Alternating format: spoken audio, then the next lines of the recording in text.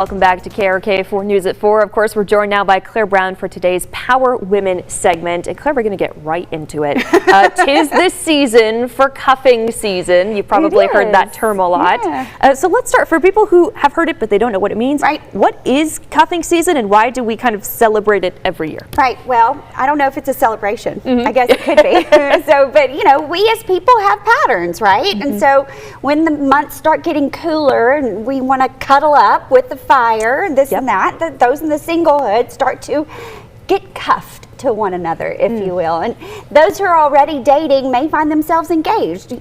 We always see it around the holidays, and this is part of cuffing season. So we see a lot more engagements around Christmas, New Year's, Thanksgiving, all those things. You definitely do, and I like what you said about just with the temperature getting cooler. There is something about wanting to just have someone with you. But you know, for those who are kind of navigating cuffing season, whether they're in a relationship or whether they're single and they're like, hey, I need to find myself that cuddle buddy, what are some rules or tips that you can give them? Right, and so I talk about this in the book I've written, Ring or Fling, but you need to be very self-aware of what you want and your standards and do not deviate from them, no matter how lonely you may get. Have clarity on what you want in a relationship. Is it a ring or is it a fling?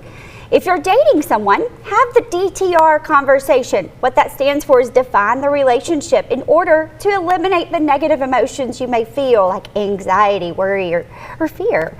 Set your boundaries on your time. Choose how often you really want to see with this person, just to maintain a healthy balance, and never ghost a relationship or just disappear.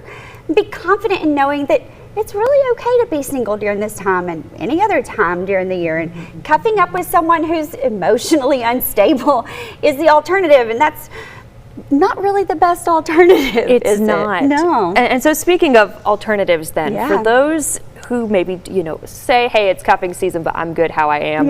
What advice would you give to single people, and then what kind of else can they do while everybody's pairing up? You know, I love a good reframe, always, with everything.